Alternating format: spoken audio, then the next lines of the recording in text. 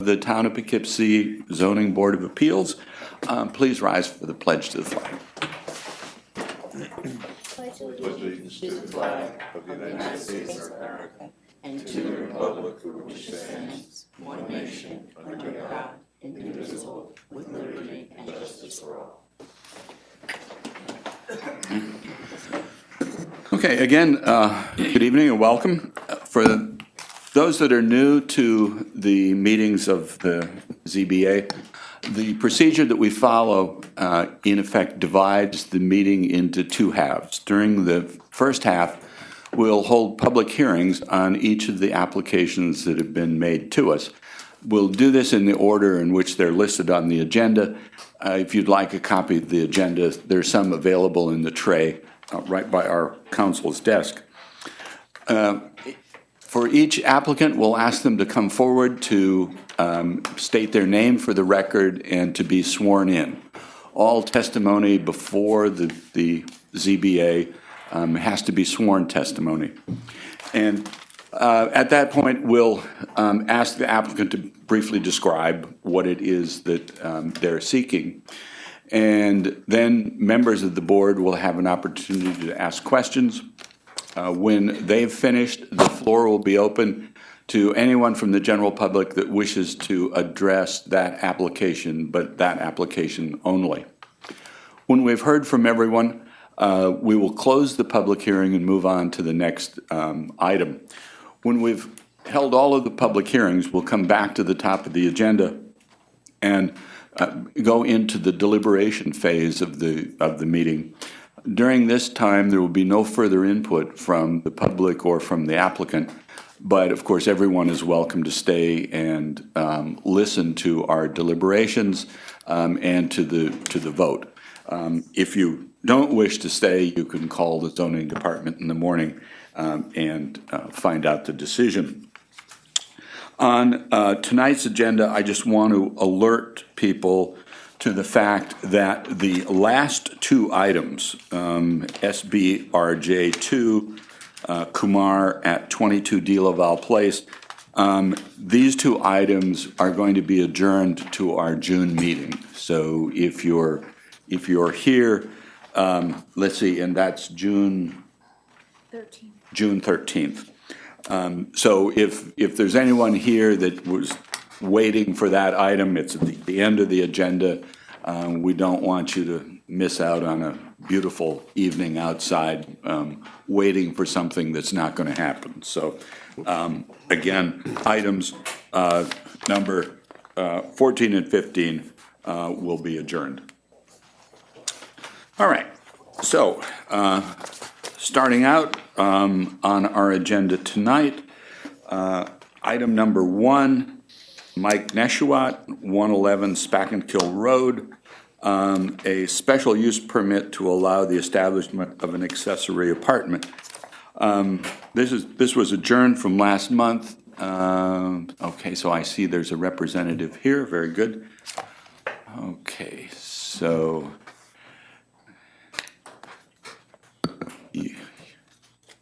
you're a familiar face, but I will ask you to state your name for the record anyway. Yeah, Ernie Martin, engineer, surveyor for the applicant. Mr. Martin, do you swear to tell the truth, the whole truth, and nothing but the truth, so help you God? I do. Please be advised that you are under oath, and any false statements made by you are subject to perjury pursuant to laws of the state of New York. Okay, so if I recall correctly, at the last meeting there were a number of things that we asked you to submit, and you were also kind enough to give us a tour through the proposed apartment. Yes. Okay. Do you have any materials that you want to give us, or? No, I think there were about 3 or 4 items. There was a question about the plans, whether they would be stamped, and if the board wishes, I would be more than willing to stamp the plans that we did regarding the apartment, which is under concern. As you mentioned, we did do a site visit, and I think most of the members were there. And I think the other item was regarding the property actually, and unbeknownst to me, but it was, Mr. Neshwa had turned it into an LLC. And I think the board had a question, they were going to defer to their attorney because, as I understand it, because it's in an LLC, and how does that all play into the ownership and what he's looking to achieve? Right, okay, okay.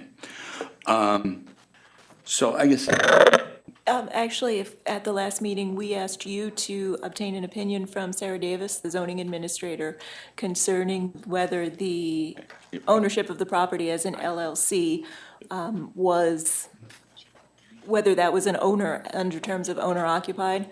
And I know that Mr. Chally also reached out to Sarah, but as of yet, we don't have that opinion, so that's one of the pieces of information that the board is waiting for, because we Okay. believe the opinion in the first instance should come from the zoning administrator, since it's an issue of first impression in the town. So, and that's not yet something that we have. Okay. okay. So I guess, so wait, okay, would you, I'm sorry, my mind was wandering. So what's your recommendation to the board? I would keep the public hearing open if there's anyone here present tonight that wants to speak on the issue, and otherwise we'll hopefully have the opinion from Ms. Davis for next month, and then the board can determine whether it needs any further information from the applicant, or close the public hearing and make a determination. Okay. In the meantime, and subsequent to our tour, I looked up this issue of whether or not this proposed apartment is one bedroom. And if I read the code correctly, it's a two-bedroom. Because the way in which a bedroom is defined, it's any room that is not a kitchen, a dining room, or a living room. And if I remember the tour, the apartment has a kitchen, dining room downstairs.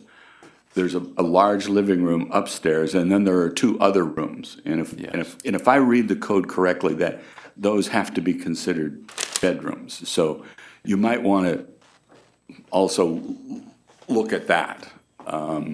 Is that even without a closet? It's got a closet. The code says nothing about closets. And, I mean, look in the definitions section of Article 210.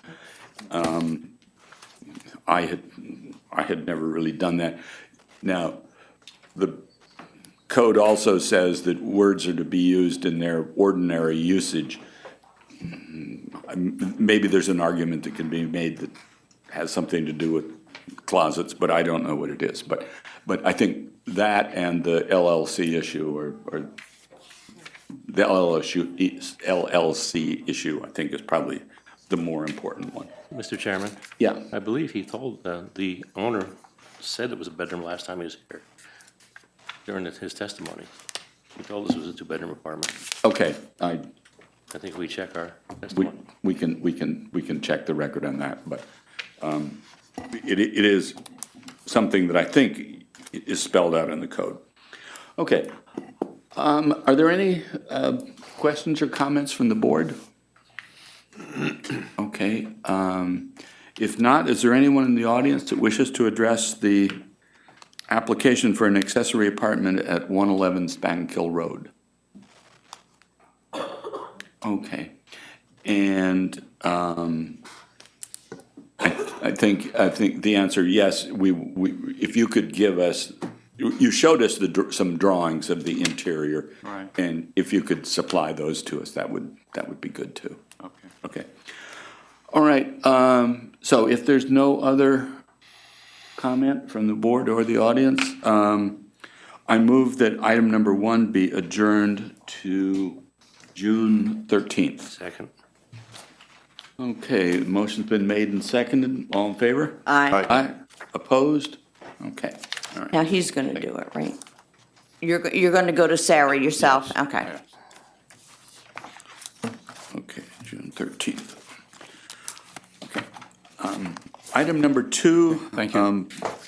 Michael DeCordova, 2404, 2406 New Hackensack Road. Is there anybody representing? Okay, this is an application to allow roof-mounted solar panels, and in the application, he was asking to be able to install them less than 3 feet from the edge of the roof, which is what was in the town code. Last Wednesday, the town board deleted that requirement, so that now solar panels can go to the edge of the roof. But the state has incorporated into the state building code the requirement that if one part of the roof is completely covered with solar panels, then another part of the roof, say on the other side of the roof peak, must be open and accessible for firefighters or other emergency personnel. So in effect, what the town has said is we are not going to have any zoning requirements for roof-mounted solar panels. That will be a matter of the state. So in effect, the application on New Hackensack Road is moot. They don't need a variance from the ZBA. They simply need to meet the state code. So I move that item number 2 be dismissed without prejudice. Second. Okay, motion made and seconded. All in favor? Aye. Aye. Okay. Item number 3, Robert Cirolo, 15 Pine Tree Drive. This is exactly the same application as number 2. And so for the same reasons, I move that item number 3 be dismissed without prejudice. Second. All in favor? Aye. Opposed? Recusals? Okay. Item number 4, H&R Block, 2566 South Road. Is there a representative for H&R Block?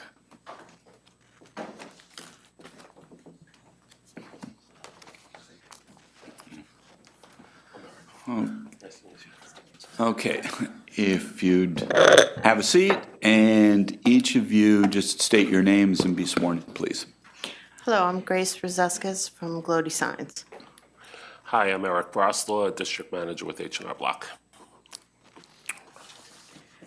I already forgot how to pronounce your name. Grace, Rozeskis, Ruseskas. Ms. Rozeskis, and Mr. Brosler. Brosla. Okay, do you swear to tell the truth, the whole truth, and nothing but the truth, so help you God? Do. Please do. be advised that you are under oath, and any false statements made by you are subject to perjury pursuant to the laws of the state of New York. Okay, so if you just kind of describe briefly your application. Okay, we have an existing tenant with a frontage on Route 9, and they do not have any additional signage other than the building sign on Route 9. That's parallel to Route 9. They are requesting that they have additional signage on the building so that they are visible from the parking area. People who see their sign and have the opportunity to pull in after the fact will still be able to find them once they've entered the parking area. Okay, into the shopping center. Yes. Yeah, yeah. Okay. And in the application, you've got a description of the signs and what each one appears to be about 50 square feet. Yes, that's correct. And so the signs that you're asking for on 2 additional sides would be basically identical to the one that's in the front. That's correct. Okay, okay. Now, you were on the agenda for the last meeting, and we had to adjourn it because we have to wait for the county to to review this, and they have done that and sent a letter that I will read into the record to Zoning Board of Appeals, Town of Poughkeepsie. The Dutchess County Department of Planning and Development has reviewed the subject referral within the framework of general municipal law. After considering the proposed action in the context of county-wide and intermunicipal factors, the department finds that the board's decision involves a matter of some concern. Action. The applicant's business currently contains a wall sign on its west side. Variances are sought to install additional 50.9 square feet wall signs on the store's north and east sides. The property is located within the Business Shopping Center BSC district. Comment. Within the BSC district, a business may erect one wall sign 100 square feet in area. The applicant's proposal would result in a total of 3 wall signs with a combined area of approximately 150 square feet.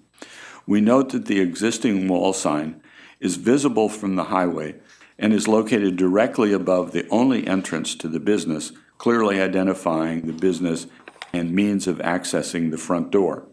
The proposed signs, on the other hand, would be visible mostly from within the site and upon sides of the building with no door. In addition, the number of wall signs and sign area proposed are inappropriately scaled and, if granted, would set an unfortunate precedent for surrounding businesses to request and be granted similar variances. Recommendation. For the reasons stated above, and because granting the requested variance may set a precedent that encourages additional overly large sign applications, we recommend that the town not grant the requested variance. Voting and reporting requirements. If the board acts contrary to our recommendation, the law requires that it do so by a majority +1 of the full membership of the board, and that it notify us of the reasons for its decision. Signed, Brian Kehoe, planner, for Owen Rafter, Commissioner of Planning. Okay. So I guess, do you have a response? Yes, I was under the impression that we were looking for one additional sign on the east side of the building. The hope was, and the reason being that as much as we're a part of the shopping center, the Post Road Shopping Center, we're not allowed to be on their pylon sign because it's physically on Route 9. But we're really inside the shopping center. You have to go into the shopping center to enter my business. I was looking for one sign on the east side because upon entering that parking lot, which any GPS will take you into or have you, you only see the east side of the building. So you see a blank wall there. You wouldn't know that we're there. So I'm not sure where the other signage came in. Hopefully, just looking for one additional sign would stay within that 100 square feet and maybe could go in the right direction. Okay, all right. So you're willing essentially to modify this application by eliminating the sign on the north side and perhaps a somewhat smaller sign on the east side? Well, I mean, I was hoping for the same sign. I would certainly work with a smaller sign, but I was not aware at all, and we just met, as you know, so I was not aware that there were 2 additional signs being requested. I was never requesting 2 additional. I thought that would have been overload. Just an additional sign on the east side, which does face to the traffic that's coming into our location. Right. Okay, Christine, any questions? No, I don't have any additional questions, Ed. No, thanks. I have no questions. All right. No questions. I was looking at the map this afternoon and having a little difficulty figuring out if I were in the mall, where would I park if I wanted to go into H&R Block? Wouldn't I have to park in front of the store Yes. off Route 9? Yes, sir. However, you have to come into the mall and then come around the back way into the front. There's no entrance into where our location, the post office, which is next door, and a Liberty Travel, there's no entrance off of Route 9. You have to pull in, go around the back of the building, and then know enough to come around the front to see our business. You don't come in directly off of Route 9. Okay, because then as you drive around to the front, that's an exit only onto Route 9? That's correct. Okay. Okay. Have you explored the idea of a directional sign? I have done that. I have to tell you, I'm new to this area for about a year, and that's where this came up. And the Okay. first day I came to the location, I drove around the strip mall there and said, "Where are you guys? I don't know where my own office is." So we did put some yard signs and so forth in there. But again, it's hard to explain, but it's still very hard to see. Especially in the spring and summer when the trees are blooming, you can't see our location at all. The yard signs do help. We try to do everything we can with that. However, everybody that's sent in there via the address of that shopping center, which is our physical address where we get mail to, will be sent to the back of the building. And back there, there's no place to put any yard signs or any kind of additional in-ground signage. No, I'm sympathetic to the problem, and I must confess that I don't often use that post office, but I have to drive around a couple of times before I get there. But it's if I'm not mistaken, directional signs, as long as I think they're less than 6 square feet, can be put up essentially without a variance. And so in a sense, what I'm trying to see is there a way you can solve your problem without needing us at all? Which, Honestly, it's hard for me to answer that. I mean, it's not, it's not for somebody in the mall, in a car, to look at a building. Yeah. Would they see it? It's a possibility. It's not as... the other solution that some people do, I don't think this applies to you, is putting signs in windows. Which we have that, sir. There is an image of the parking lot side of the building. Yeah. And there are no windows. There are no at windows. the back. Yeah. Yeah. Yeah, that's what I thought. Okay. Larry, any questions? No questions. Tony? No questions. Carmen? No questions at this time. Okay. Okay, so if there are no other questions from the board, is there anyone in the audience that wishes to address the application H&R Block 2566 South Road? Yes, ma'am. Hi. And your name is? Nancy Forrest, I'm also with Glody Signs. Okay. Ms. Forrest, do you swear to tell the truth, the whole truth, and nothing but the truth, so help you God? I do. Please be advised that you are under oath, and any false statements made by you are subject to perjury pursuant to the laws of the state of New York. Yes.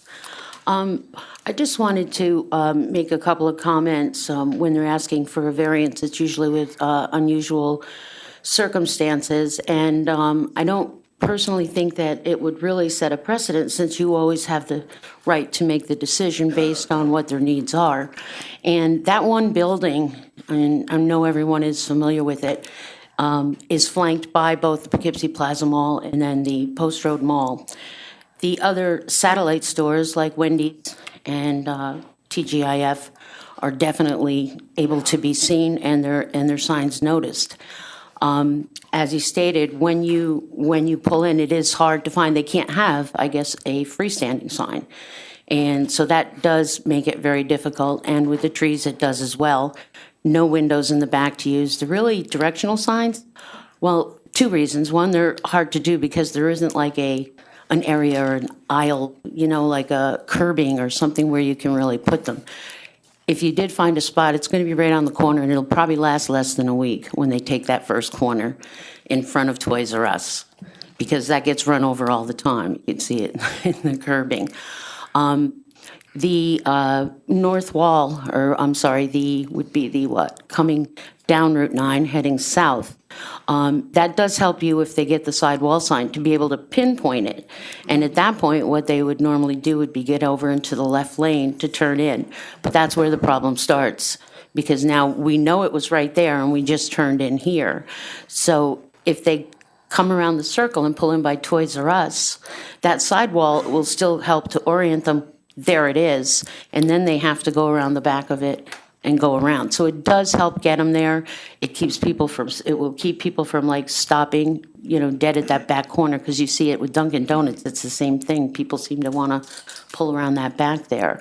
So in all the time that I've been doing this, precedent isn't being set, because everything gets judged on its individual needs.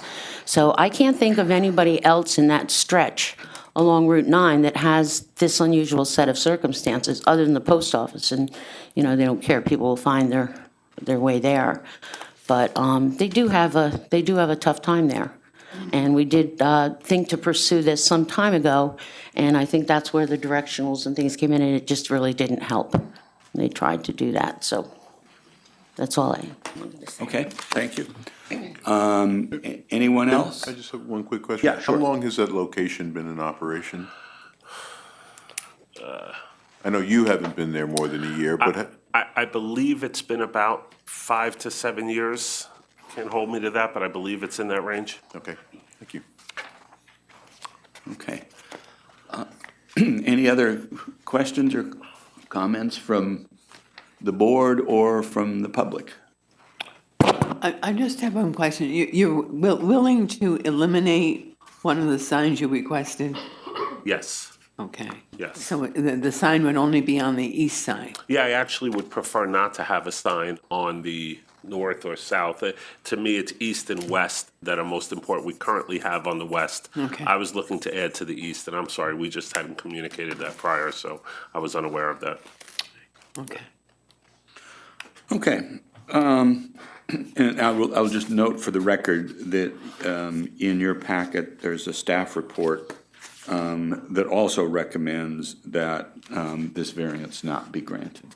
So, okay. All right. If there's nothing, yes. The only thing I would say to the board is if you are contemplating that it's a possibility during your discussion that you may want different sizes to be proposed by the applicant, then it would be advantageous to leave the public hearing open or advise them now. And if you don't think you need that information, then the board could consider closing the public hearing.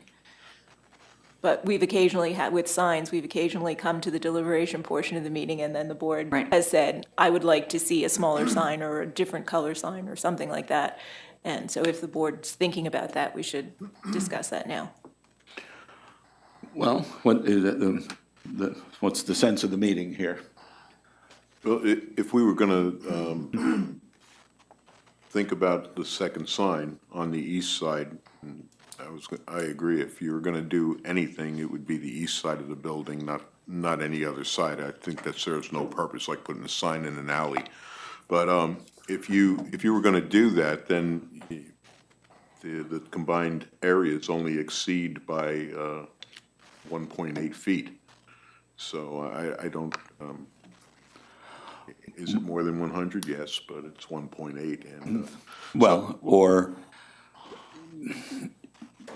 it seems to me what is being sought here is simply a kind of, I mean, I'm thinking of it as a directional sign that as somebody's driving saying, oh yeah, it's that building. And then they have to figure out how they're going to drive around and get there. But I'm certainly willing to leave this open, and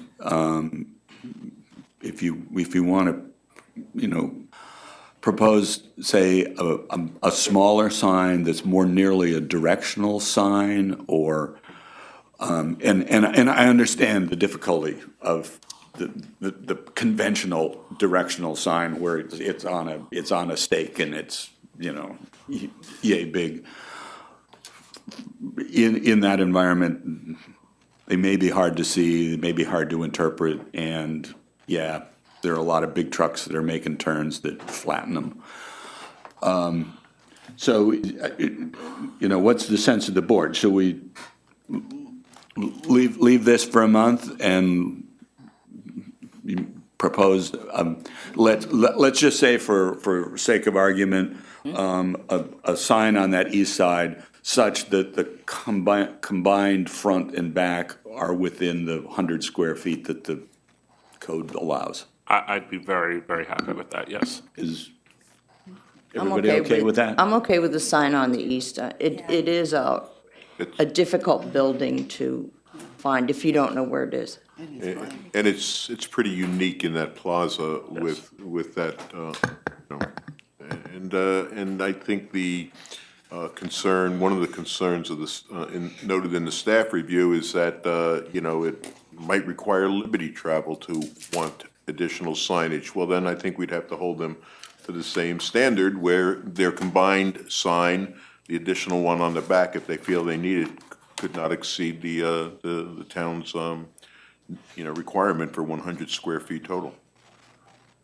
Okay.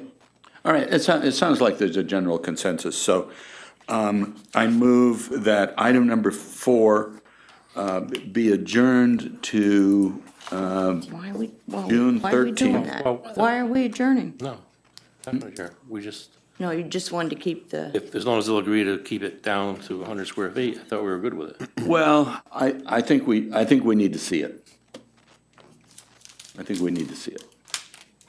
Wouldn't it just be a reduced or a modified version coming to under 49.1 square feet? So if it helps at all, we do have branded specifics. So yes, it would be the same exact sign on a smaller scale. There wouldn't be any modification. We do have, brand regulations. So I could say that much, I don't know that much Yeah. about the signs, but I know that I would have to approve the same sign. Yeah, I'm just thinking that, in most cases, when we grant a variance, it is pretty specific. Okay. And I would just feel more comfortable, you're coming in with a picture that's what it's gonna look like, and that's where it's gonna go on the wall, and Okay. so I think I would like to adjourn this.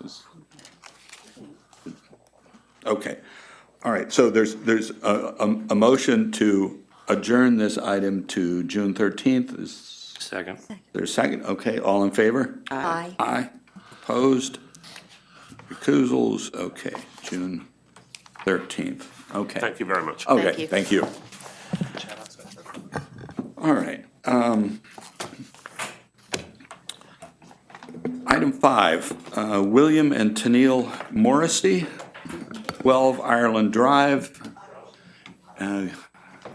Again, revisiting us.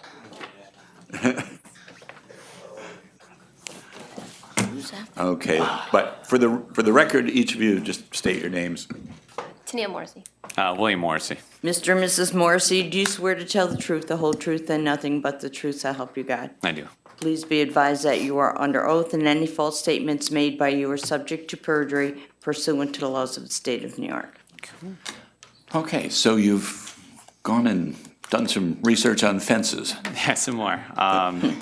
So just trying to recap, going, obviously the 2 front yards, trying to exceed a fence that was over 3.5 feet, around, and trying to be 20 feet from the road was kind of a little difficult. So we took into consideration what you kind of folks have mentioned about the 6-foot fence, and we did some price research, some manufacturer research, and kind of decided based off of our own family needs with obviously the safety of our daughter, the privacy of the family, and the preventable loss of usable land, we kind of went down to a 4-foot solid fence instead of the 6-foot vinyl.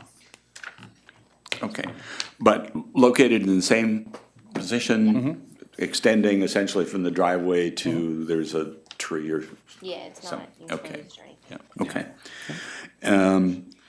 Okay, and thank you for the information. I had no idea the variation in cost Oh, yeah, of some of these. It's really pretty amazing. Okay, Christine, any questions? No questions. Betty? I have no questions, but I appreciate that you were willing to work with the board and you brought the height of the fence down. And considering that you already are working on a hill, it won't be so, bold, and you're gonna, landscape around it. Yeah. Very good. All right, What she said. I'm good with it, thank you. okay. Larry? No questions. Tony? No questions. Carmen? No questions. And thank you for working with it. Yeah, okay. Anyone from the audience wish to address 12 Ireland Drive? Okay, seeing no one. Okay, so what we will do, I'm guessing from what I'm hearing from my colleagues, is that we will approve a variance for a 4-foot fence with a condition that there be some landscaping along it. And I guess I won't, I don't think we're gonna try to tell you exactly what to plant, but I think you understand what we're trying to achieve, and you find something that grows there and kind of breaks up the length of it. I think that's good. Okay. Okay. Does that sound okay to everybody? Yes. Okay. All right. There are no further questions. No one from the audience. Is there a motion to close the public hearing? So moved. Second. All in favor? Aye. Aye. Okay. All right, thank you very much. Item 6, Cole Bender, 49 Honey Lane. Good evening, sir. Good evening. If you just state your name. My name is Cole Bender. Mr. Bender, do you swear to tell the truth, the whole truth, and nothing but the truth, so help you God? I do. Please be advised that you are under oath, and any false statements made by you are subject to perjury pursuant to the laws of the state of New York. Thank you.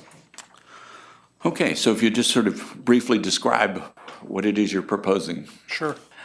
We propose to build an addition on our existing home on the back side and on the side and the back of the home. We would like to build a new kitchen, combination family room, and then down the back side of the house, a dining room. We've lived in that home for 26 years. We raised 3 children there. We'd like to prepare for extended family, grandchildren. Okay, so it looks like it's kind of an L-shaped addition? Correct. Yeah, okay. And the difficulty is that in the back, it's what, 10 feet from the property line? Correct. Well, when the addition is built. Yeah. Correct. Yeah, and I'll just note for the record, you're on a corner, so you have 2 front yards, but you don't have 2 rear yards, you have 2 side yards. That would be correct. So that's why it's phrased the way it is, okay. Christine, any questions? No questions. Betty? I have no questions. He's all fenced in all the way around. Is that your fence or your neighbors? The fences are a combination of ours and neighbors. When we moved into the home in 1990, the property was fenced in. I mean, if you go back to the old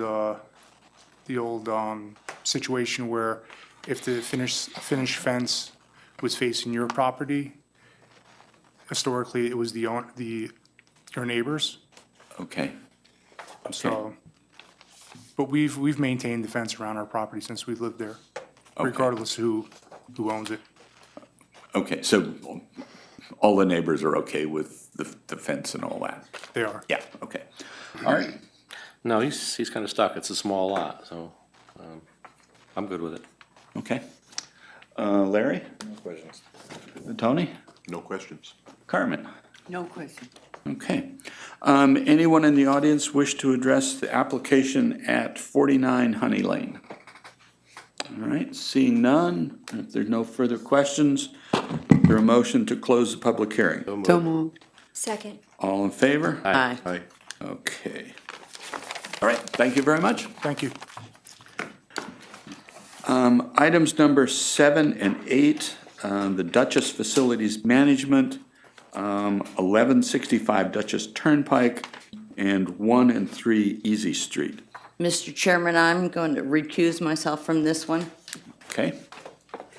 And Mr. Leahy will be a voting member for these two items. Okay. There are two parts to this. Item 7 is some zoning variances. Number 8 is a special use permit.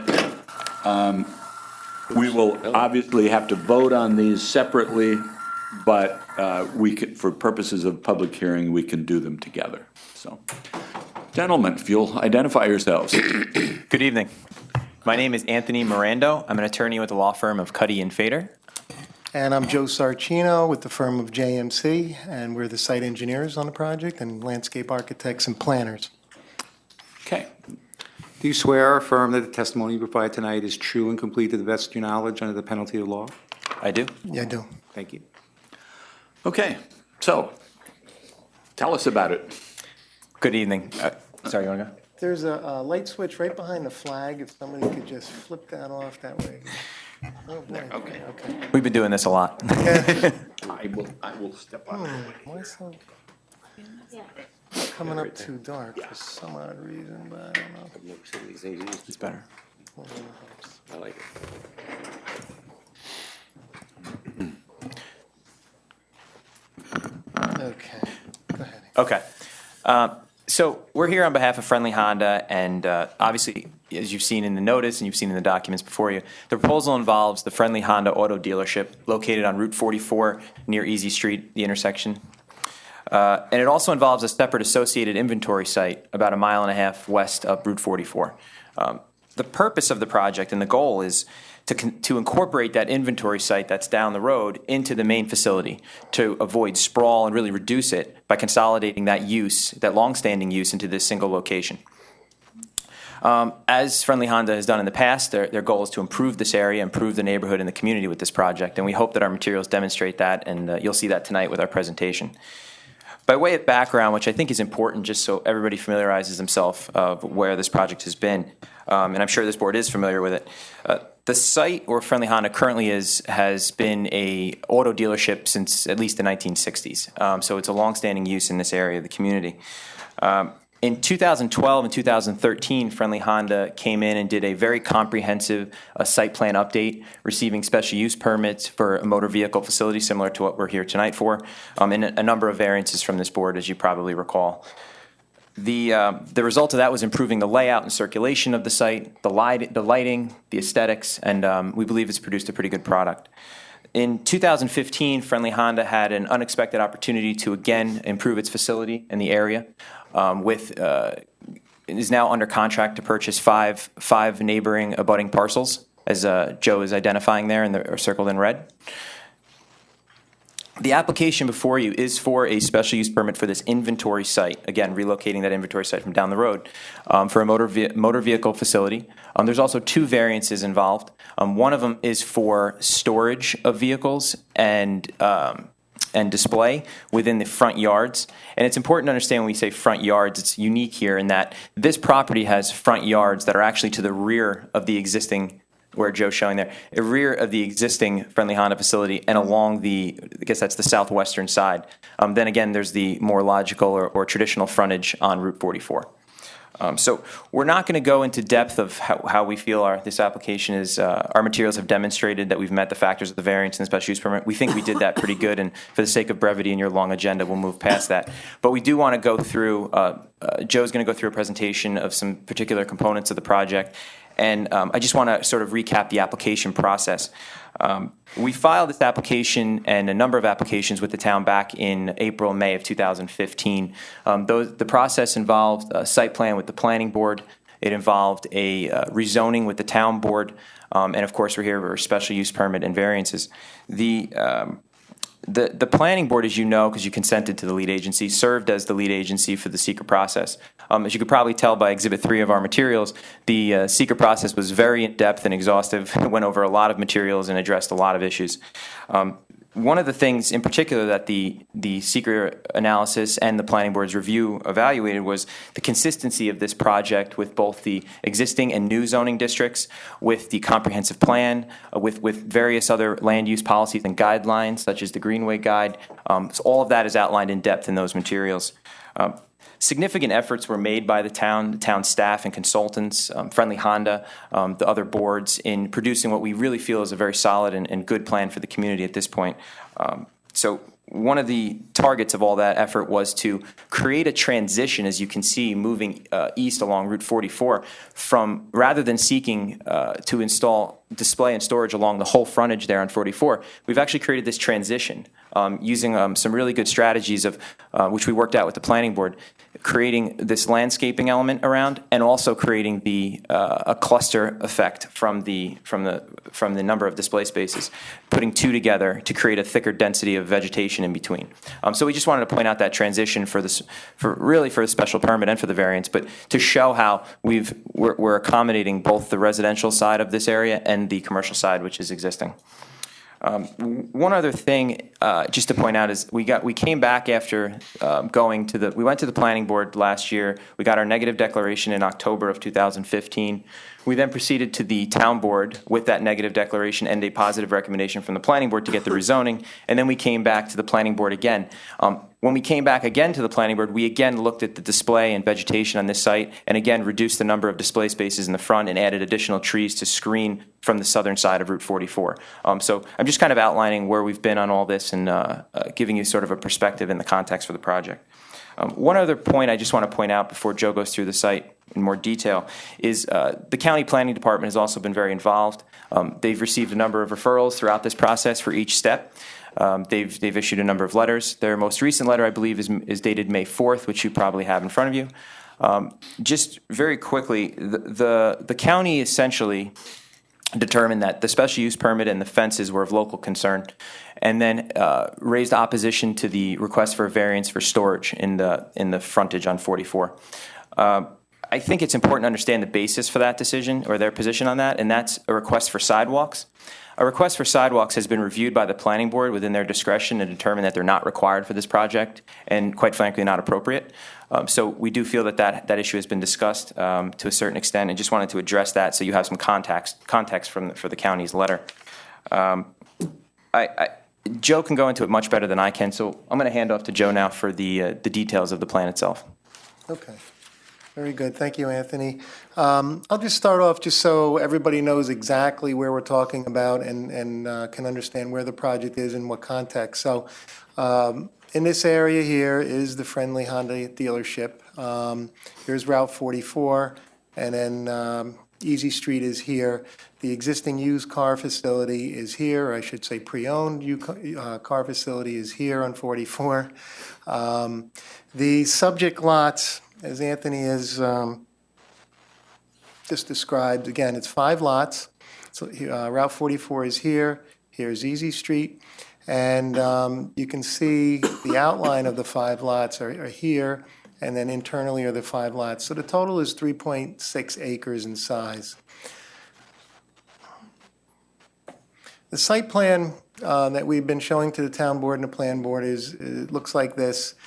Typically, a parking lot would look like it's got rows parked across here, and you'll see this big open green area here. This was some existing trees that became evident was important to neighbors that we really worked hard to save. So that's changed the configuration of the parking lot somewhat. We have an access point from Route 44 here, which will just be an emergency access drive. There's a gate right here in the driveway, and that's actually one of the variances we need for a gate, which is going to be 4 feet high in this area here. We have the main entrance for the parking lot is over here on Easy Street. That will be access for cars and trucks. The parking lot is about 400 cars in size. There are, I'll go through some of the variances now that's important for the project here. There's a fence that runs around the perimeter of the property, a privacy fence here. And there's a couple of locations where it's in the front yard setback. An oddity, as Anthony has described, is Sarah Davis has deemed that a front yard is along this perimeter of the property line, internal to the used car facility. So basically what we had to do is from this property line here, set back 40 feet and call it a front yard. So you'll see the purple line right in here. That is a fence that's on top of a retaining wall. So we have a 4-foot-high fence on top of the retaining wall for protection, so nobody walks over the wall and hurts themselves. So that fence, that's part of the variance, starts from here, goes here, the purple line comes around, and then ends right about here. Here we have a gate, and that's part of the variance too. I'm sorry. Right here, there's a little piece of the gate that comes down, and then the privacy fence comes down and ends at the property line here. And that privacy fence is for screening from people coming down Easy Street. And again, since the front yard has been deemed along this internal line, that portion of the fence is in the front yard setback. So that's the proposed variance for the fence, which is from here to here to here, and a lot of that is on top of a retaining wall. And then I have the gate right here, which would be a 4-foot-high gate, and that's within the front yard setback as well. The variance requested for display parking, it's really for parking in the front yard setback and mainly focused on these display locations here, here, and here, and here. As Anthony had mentioned, what we've tried to do is, if you recall, Friendly Honda, you'll see cars parked along the road continuously. And then also on the used car lot, you can see here cars parked and cars parked. So what we did is we made a transition area now. We have landscaping and 2 cars parked. Landscaped area here, 2 cars, and landscaping here, and then between these 2 and 2 cars parked. That was something that the planning board actually came up with. We started out with having 11 cars parked in the front yard setback here. We're down to 8 now. As requested by the planning board, and they asked us to group them together so we could provide more landscaping between them. So that's what we've done. There's also, you'll see this, the setback line is this orange line here. There's a few cars in the setback here, and then as you come around, you'll see here's the front yard setback internal to the used car facility, and some of these are in the front yard setback. The only ones that are in the front yard setback along 44 are the 8 here, and then a few clip it here and here. I have a video which we had prepared for the planning board and town board and also for this board. And I could hopefully play it for you so you have an even better understanding of, let's see here.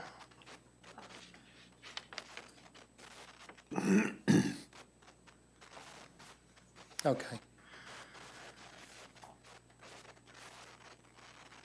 So we're coming down 44. Here's the used car facility there to our left, and you'll see how the cars are located there. Now, at the row of shrubs here, you'll see we have the proposed inventory parking area here. The board has asked us to provide landscaping, so we screen a lot of the cars along the road. And you'll see the display parking areas there. Here's our main entrance, and that's the gate that we're asking a variance for as well. And then you'll see 2 more display parking spaces, landscaping, and then the last 2 display parking spaces. So that's what it would look like from the road. We'll pop up in the air now real quick, and we can see what the overall project site looks like as well, which gives you a better understanding of, there you go. So now you can see the display parking spaces and the gate, and then the parking coming around. And the red line now that you see running up and down the page, that's the property line between the used car and the inventory. And that, again, that internal line is considered a front yard technically by the zoning. And you'll see the retaining wall. If you see it there, that's where the fence will go on top of the retaining wall. And then the gate on Easy Street you can see as well. And then you can also see the perimeter, privacy fence around the perimeter of the property as well. And if I could add the significant mature vegetation and trees that were left in the middle, there was a great effort by the team to keep that Yes, we worked for hard to additional do screening. that. So that, let's see, that summarizes where we are, and that's kind of a perspective view of it. So hopefully that Okay. gives a good understanding to the board of what's proposed. Thank you very much.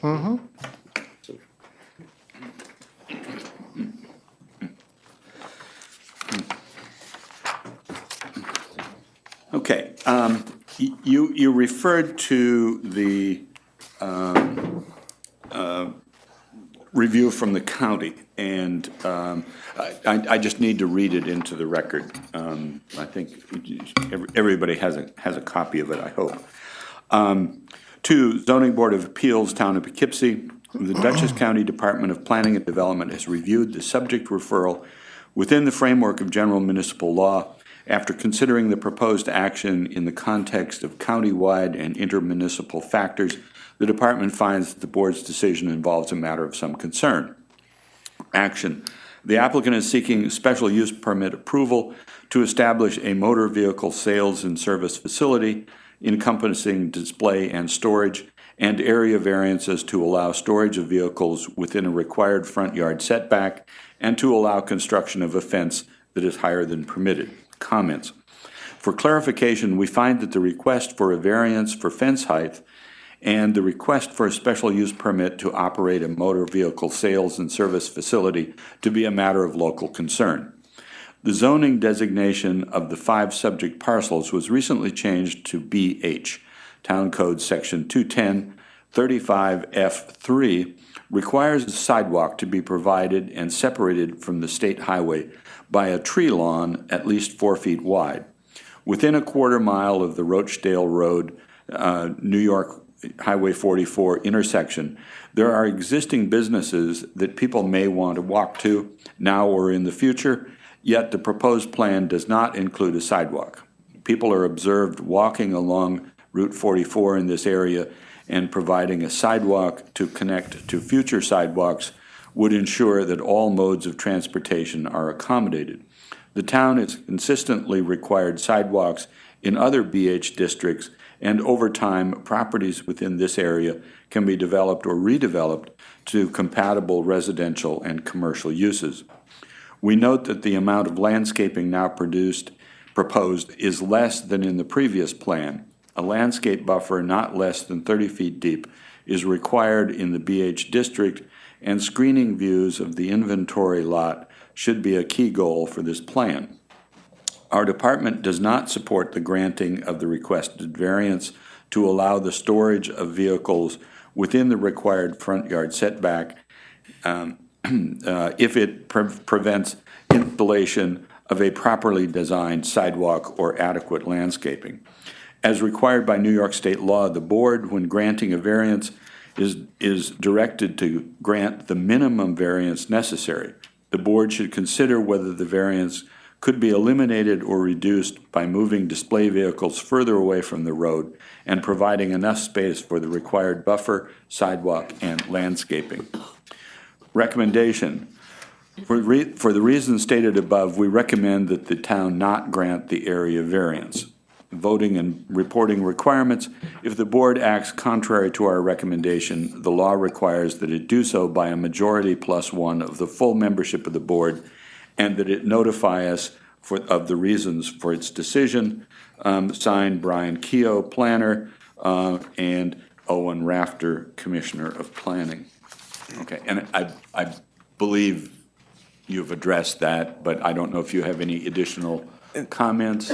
The only thing I would add, I guess, is I think the county, I know the county incorrectly states that the current plan has less landscaping than the prior plans. It doesn't. We've added, we've reduced. It does at all. We've reduced the spaces since they reviewed this last time. We've increased the landscaping. We basically did everything we were asked to. So no, I just want to correct that for the record, that's probably an incorrect fact. Okay, Okay. Christine, any questions? Covered everything for now. I don't have any questions. Paul? No, no questions. Art? The only thing I have, excuse me, your 8 display plots there, they're gonna be static and ground level, right? They're not gonna be like this new one in Fishkill where you got cars up on the mountain, No. cars up on ramps, things like that. That's the one. They're gonna be ground level, correct? Actually, the planning board asked us to elevate them, and we thought better of it. And they're basically on a mound that's approximately a foot high, so we did not make them, The cars aren't gonna be up in the air anymore. no, we're not putting them up in any. Okay, thank you. Okay. I just wanted to comment as well on the county's position. And I went and looked up this section, and it's under a section that's called Design Standards. And I'm pretty much quoting from it. And these are guidelines for site plan review by the planning board. There's no mention of the zoning board, just planning board, for undeveloped land. But the planning board should use its discretion as to the applicability of these guidelines for adaptive reuse projects. So in other words, if you look at that third one, it does say that there should be sidewalks, but it's within the context of the planning board using its discretion on whether or not that particular requirement is applicable. Just to make sure, I went out and I went up and down Route 44. There is one existing sidewalk, and that's in front of the Rochdale Firehouse. Otherwise, there are no sidewalks from essentially, it's not even the top, it's 3/4 of the way up Brookyard Hill is where the sidewalks stop. From there to Pleasant Valley, there are no sidewalks at all. I understand the county's desire. They've been doing this in a lot of ways of encouraging other modes of transportation, pedestrian, bicycle, and so on. What I would really like to see the county and the state do on Route 44 is to create a pedestrian and biking lane. And I believe that there's very wide shoulders there. I would much rather see them create a continuous space along Route 44 to accommodate particularly bicycles, but also pedestrians. So I have no problem overriding the county's decision here, but we'll see when we come to that. Larry? No questions. Tony? No questions. No Carmen? questions. Okay, if there are no other questions from the board, anyone from the audience wish to address the application? Yes, sir. Just a question. I'm sorry, the rules are you've got to come up the whole thing, but. Okay, thank you for Sorry. your name. Rich Gunn. You swear or affirm that the testimony you provide tonight is true and complete to the best of your knowledge under the penalty of the law? Yes, sir. Okay. Just the only question being, where is the exit? They said it's an emergency exit. Is that going to be directly across from Estridge? My only question. Estridge is across, I live across the street. excuse me. So where, is that Estridge just to the bottom? It is? Okay.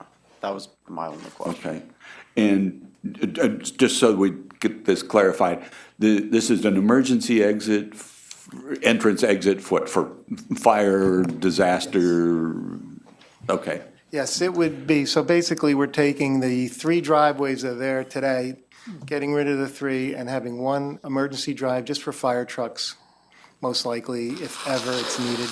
Okay, Yeah, so the gate will stay closed all the time, and just be open for fire trucks or police if they have to go in a rush, but Easy Street will be available. okay, and that's where the car carriers would enter to We've been drop through that with off. the town board and planning board, yes. Okay. Car carriers go to Easy Street. And then, I think there were 2 green areas on there, and those are what, stormwater retention ponds? Yes, correct. Okay, all right, so all of the stormwater from the site is taken care of Right, there? where I described the retaining wall, right below that was a stormwater biofiltration basin, Okay, stormwater basin. okay, all right. And what I'm doing, it's mentally, I'm trying to think of, we have to look at a whole checklist of things in order to grant a special use permit. I know noise is always an issue. This is a parking lot. Yeah, It's- it's not going to be used by the public, and it's just parked cars. Okay, which don't have a lot of parties and stuff. Yeah. And another one is lighting.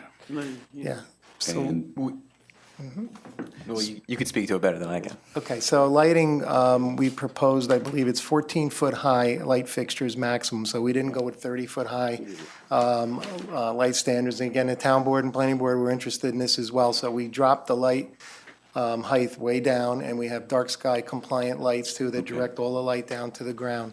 So that's what we had done, low lights, dark sky lighting, and that's how we've addressed that issue. so this is not going to be in neighbors' windows and stuff? Fine, okay. Jim, I do Yes. have one question. Sure. What time of day will the cars be unloaded? Because they have to meet our requirements for time of business, right? Right. Yeah, we had, whatever was required by the town, there's a note on the site plan, and it's gonna be, and it was in the resolution that the planning board passed of when the times When that they the can- trucks had to be delivered. I believe it was between 7 AM and 7 PM or 6 PM or something, I believe. I don't remember Okay, right thank you. offhand, but it was something that the planning board looked carefully at. That's and- been addressed? Mm-hmm. Okay, fine.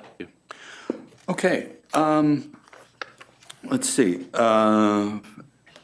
If there are no other questions from the audience, any further questions from the board? Oh, yes, okay, yes, sir. I don't mean to come up here, just a comment. He just has a question. Yeah, yeah, please come up, you know. We need to do this right. Okay, not a question. Yeah, okay. Robert Hines? Do you swear or affirm that the testimony you provide tonight will be true and complete to the best of your knowledge under the penalty of law? Yes. Okay, go ahead. The only thing I wanted to say was both facilities that at least I'm aware of, that Friendly owns in the town of Poughkeepsie, one on the South Road, one on Route 44, top-notch run business, clean outside, a pleasure to drive by, not at all unsightly. Just wanted to make that comment. Okay, thank you. All right, if there are no other comments or questions, is there a motion to close the public hearing for item 7? So moved. Second. All in favor? Aye. Aye. Okay. Is there a motion to close the public hearing for item number 8? So moved. Second. All in favor? Aye. Aye. Opposed? Recusals? Okay, and Betty has recused herself on both items, so we'll indicate that. Okay, thank you very much. Thank you. Item number 9, Richard Gunn, 6 Bruce Drive.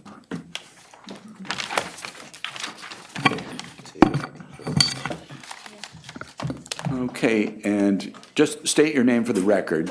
Richard Gunn. You've been sworn in, so go ahead.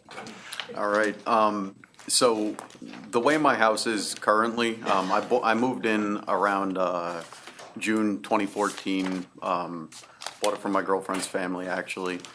The way that it is, on the right side is my kitchen, and there's a wraparound deck with a 3-foot section that you can make a left out of the kitchen and walk onto the back porch directly on the same level. My request is basically to extend that 3-foot section off the side to the front and then add a porch on the front, so you could essentially walk up the front stairs and walk all the way around on that same level to the back deck. Okay. Christine, any questions? No questions. Betty? I have no questions. Almost everyone up there needs a variance for pretty much anything. Yes, ma'am. You need, open a window, you need a variance. I know. Yeah, no questions. Okay. Let me just note for the record that the layout of the lot lines and the layout of the streets don't coincide. So your lot line is already, what's almost 20 feet from the edge of the road. From the edge of the street, I'm actually 30 feet, even on the side. It's just the fact that the lot is only 11 feet from the edge of my house. Right. And so you get the privilege of maintaining and mowing. Shoveling, the- yes, sir. And the, Raking. the town's property. Yes. Okay. Town thanks you. Yeah, yeah. We appreciate it very, very much. Okay. Larry? No questions. Tony? No questions. Carmen? No questions. Okay. Anyone from the audience wish to address the application 6 Bruce Drive? Okay. Is there a motion to close the public hearing? So moved. Second. All in favor? Aye. Okay, thank you. Thank you. All right. Joan and William Quinn, 16 Broadview Road. Good evening, Mr. Chairman. Good Board. evening. Your name? William Quinn. Mr. Quinn, do you swear to tell the truth, the whole truth, and nothing but the truth, so help you God? I do. Please be advised that you are under oath, and any false statements made by you are subject to perjury pursuant to the laws of the state of New York. Understood. Okay. A deck. And Yeah, we have a in-ground pool, and spoke to a builder to make a deck for easy entry to the pool. And with the deck, I guess, well, the one thing is the deck would be 18 feet from the adjoining property line, and I believe that the code is 20, but the houses are 20 or 18 feet apart as it is. And then with the deck touching the pool, then I believe that initiated another variance need because the pool's currently at 15, but if the deck touches the pool, then you need the 20 feet, I believe. Oh, okay. Yes, okay. All right, Christine, any questions? No questions. Betty? I have no questions. Art? No question. Okay, yeah, so the proposed deck is going to be in the same line with the house? Yes, it's going to be in the same line, and the house won't be extended in any viewing from the road or anything. All right, Larry? No questions. Tony? No questions. Carmen? No questions. Okay. Anyone from the audience wish to address 16 Broadview Road? Okay, seeing none. Is there a motion to close the public hearing? So moved. Second. All in favor? Aye. Aye. Opposed? Recusals? Thank you. Okay, thank you. Item number 11, Simon Michael? McKell. Excuse me. 3 Hankin Loop. Yes. Okay. Okay. Betty, you want to swear Mr. McKell? Mr. Michael, do you swear to tell the truth, the whole truth, and nothing but the truth, so help you God? I do. Please be advised that you are under oath, and any false statements made by you are subject to perjury pursuant to the laws of the state of New York. Understand. Okay, so what are you proposing to do? Currently, I have a 10 by 10 enclosed porch attached to the house, which is 11.2 feet from the property line. I'm working on a project of knocking or demo that porch and build a deck in the same line of the house, 14 by 30 feet wide. So it's going to be in the same location where I have currently my enclosed porch. So, at the same 11.2 feet from the line, and no changes, and it's not going to expand from the house side. Okay. Christine, any questions? No questions. Betty? I have no questions. Art? Excuse me, I'm sorry. Did you say it's gonna have a roof on it or not? No roof, So it's just gonna be an open open deck. deck? Okay, I'm good, thank you. Okay.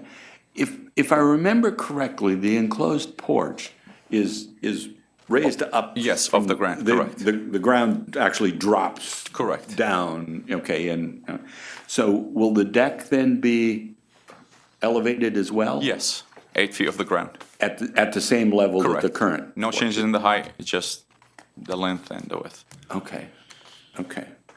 All right, Larry? No questions. Tony? No questions. No Carmen? questions. Okay. Anyone wish to speak about the application for 3 Hankin Loop? All right, seeing none, there are no further questions from the board. Motion to close the public hearing? So moved. Okay, all in favor? Aye. All right. Okay, that's it. Thank you. Thank you. Item 12, Camillo Antonini, 19 North Jackson Drive. I hope I didn't pronounce it too badly. Oh, you actually said it right. Mr. Antonini, do you swear to tell the truth, the whole truth, and nothing but the truth? I help you God. I do.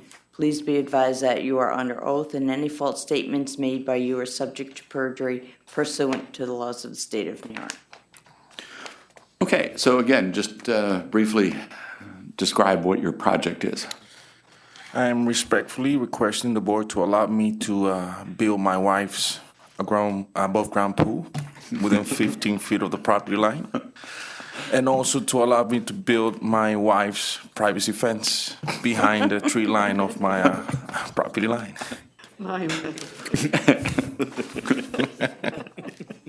Well put, well put. I can understand it. Oh, yes. That's your opinion too, Jim. Okay, Christine. Okay, this is that very long fence that goes like through the trees and, Correct. okay, That's his wife's fence, You're- not his. that's it, no other questions. Betty? No, you're lucky enough to have 2 front yards. Yes. Yes, okay. I have no, oh, wait, I do have a question. On the left side of the house, it appeared to me that it needed some sort of screening, the fence. Which left side? As you looking We directly were in front of looking it? towards the backyard, right? We were facing the backyard, so I guess it's the front of the house, Okay. where you had the fence coming. Which side? Which front? Because he has 2 front yards. Let me Yeah. try this again. Wait a minute. Doesn't one side have the garage door on it? Yeah, the Yes. side with the garage door. Okay. Thank you. Yeah. Yes, it seemed to me that needed some screening on the outside of the fence so that from the road area, you wouldn't notice it so much. Oh, will be nice. It's gonna have some nice bushes, His wife's according to the wife. I love it. That's a good I one. think she's a very busy lady. There were lots of toys out there. Somehow, I think we got the wrong name on this application. But, you're a good man to. She makes the calls. Okay. Betty, anything more? No, no, I'm okay. Okay. Art? I'm okay with it, but I think we need to apologize. I think your wife came and we were standing in the yard. Was that the one? Yeah, Yeah. I She was a think little- she got I think she was a nervous. little She didn't know nervous. who we were. But She called me ahead of time. she didn't holler at us too much. But no, I've got no other questions. Thank you. Okay. I just have a couple about the fence.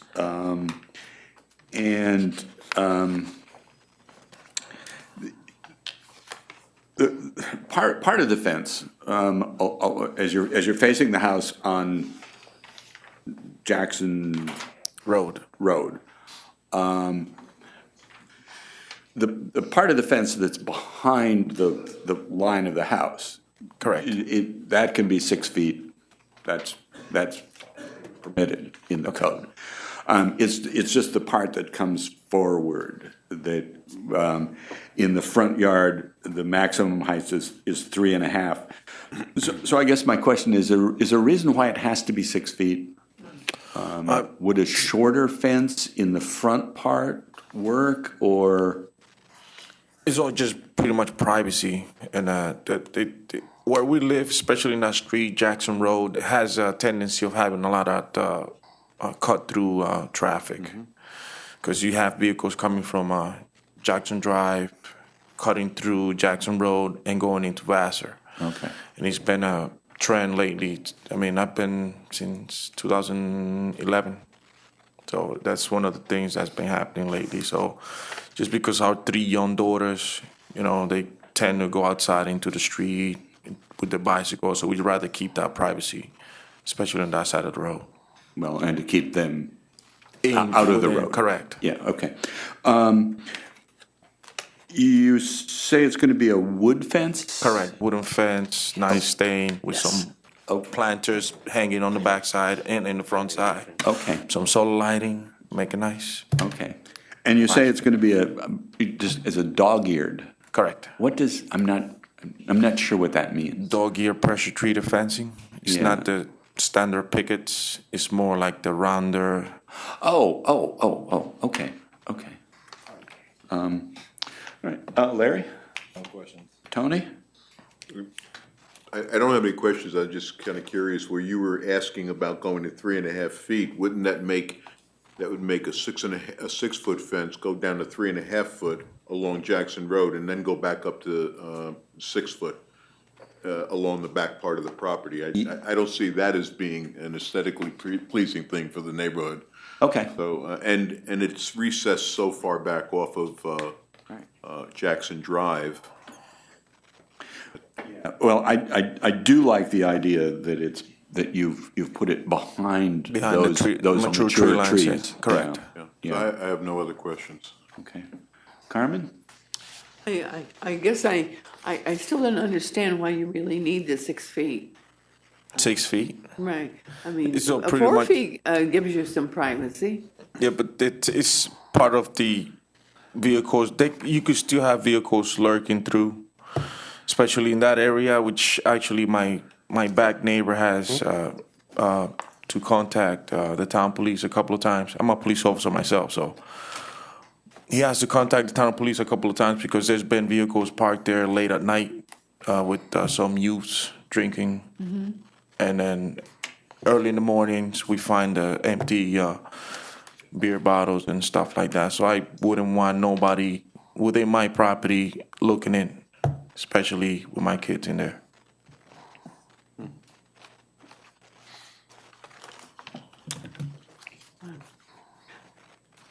I understand your other request.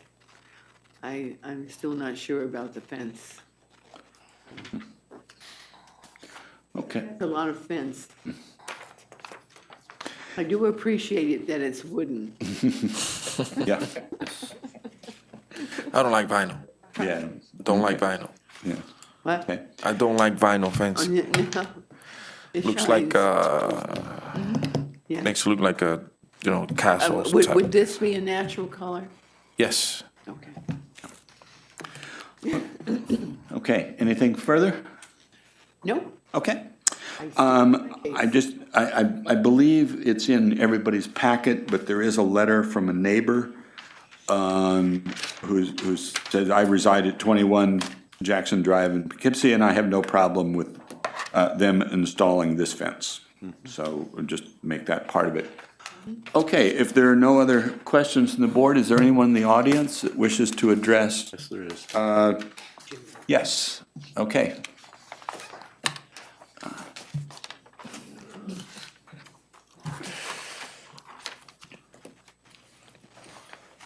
Perry Smith. Mr. Smith, do you swear to tell the truth, the whole truth, and nothing but the truth, so help you God? I do. Please be advised that you are under oath, and any false statements made by you are subject to perjury pursuant to the laws of the state of New York. I understand, and thank you. I live next door at 17. Okay. And I would support Camillo's application for this fence. We've had discussions about what it would look like, what he's going to do with it, and the reasons for it, and I would support that. Okay, and so you're, I'm on the other side. 21 was from Manny, so he sent the letter. Okay. I'm on immediately next door. You may have even walked on near my property, being in the backyard. Entirely possible. and I was going to say, and I hope we did so lightly. Okay. I'm just trying to get oriented. Understand. Yeah, because you have two front yards. Yes. So one of your neighbors is on the other side of the street. That's the letter. Okay, and so you're adjacent. I'm adjacent. Okay, fine. Okay. Any questions for Mr. Smith? Okay. All right. Thank you. Thank you. Any other? Anyone else in the audience for 19 North Jackson Drive? Okay. If not, is there a motion to close the public hearing? So moved. Second. All in favor? Aye. Opposed? Recusals? Closed. Okay. Thank you very much. The wife is happy. Not unless we pass it. It's out of your hands now, anyway. Okay. First. Yeah. Item number 13, Caremount Medical, 2507 South Road.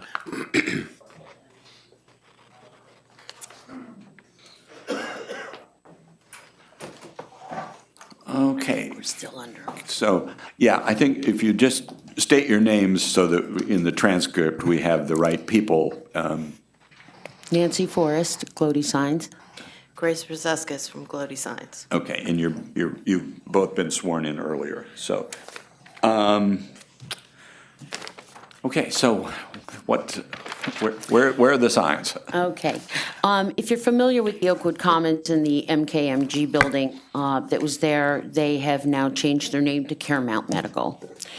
And they originally, when we came forward to apply for the sign permits, there had been a variance for the two signs. If you recall the shape of the building at the front, at the top, one on the north, one on the south side.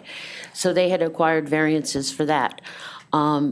What didn't happen then, and I'm not sure why, I remember when the building, I don't know if it was rezoned, I know there was a lot of talk when it was being built because of being a four-story building. I don't know if somehow it just didn't happen, but there was no variance for the location of the signs. And the ordinance reads on second story, but that's because we have second-story buildings. I'm not sure it was in the ordinance at that time.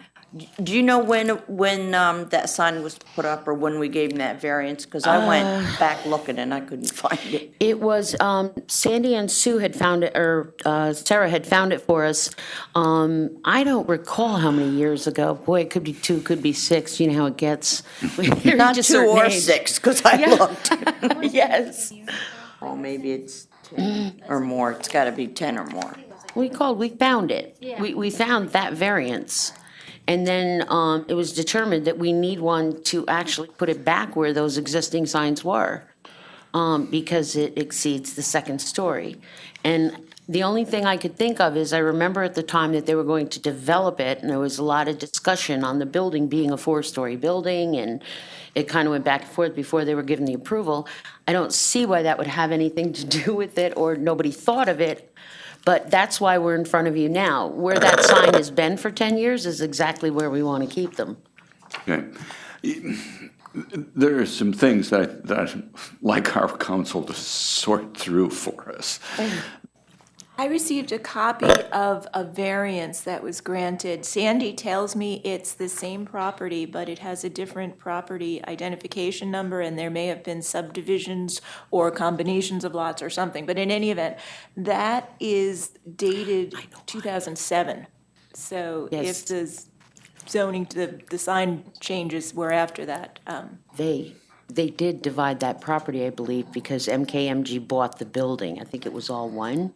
And now it's a separate tax parcel, that building itself. Maybe that's about the timing, I That's think. when the ordinance changed, 2007. That's when the new one came in.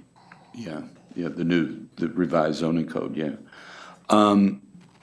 So in 2007, a variance was granted to allow the existing signs. Yes. Okay. Were there any conditions on that variance?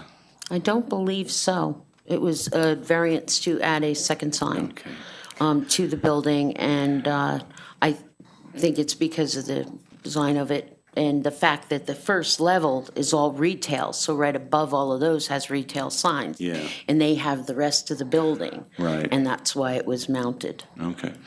The reason I ask is that in recent years, when we've granted sign variances, as you may know, sometimes we have added the condition that if the ownership should change, if the use of the building should change, then the variance Does not is stay. extinguished. Right. Okay. Otherwise, generally, the rule, as I understand it, and again, I'm asking help from the council, is that variances, quote, run with the land. I mean, Used to be, yeah. Yeah, yeah. Once it's granted for a Those good old parcel, days. it stays in effect. Good old days. So I'm not sure why that doesn't apply here. Because if it does, you don't need a variance. Well, You don't need a new variance. no, the variance for the two signs is fine. We're okay with that. We're talking about where they're placed on the building is the variance we're here for tonight. Because, yeah, It's not the size, It's not the signs. It's the themselves. placement of It's- them. It's where they are, right? But did that original variance, it didn't specify where? no. It did. Now it's a business park. At the time, it was different zoning. Well, Jim? Yeah. It says 74 feet from the ground, so it kind of does. When it was CRM, Is that the original variance? appears to be. It must be, it was CRM before it was. So 74 feet off the ground, it certainly is above the first floor. CRM was the first, And it says 74 Well, you feet? let our council check it, but, there you go. okay, but it's there. In the meantime, I have a question. Yeah. I guess I haven't been down there at night, but is the MKMG, does that light up at all? Backlit, isn't it? They're backlit channel letters. In other words, a halo Okay. effect. They're not front lit. They don't- And these are going to be different? They are going to be front-lit letters, more like the key bank letters that are on The north. building to the The north other of that. building? So in the daytime, it's going to look Like the top. like the top, and then at night, it's going to be lit up? That's correct. The individual letters, yes. Oh, just the individual letters? Just the letters Yeah. are lighting, yes. All right. This document actually references another variance that was, it says a variance granted for two 40-square-foot wall signs on March 12th. And then this is dated October of 2007, when they were looking for additional 24-square-foot variance for each of two proposed wall signs. So what is the size, the first size that you mentioned was what? It says there were two 40-square-foot wall signs variances granted in March, and then this was seeking variances for two 24-foot signs for the wall signs above the coping of the roof. Okay. Above the And they were both 2012? This is 2007. Both of that you just The read? other one says in March, so I would assume March of '07, yes.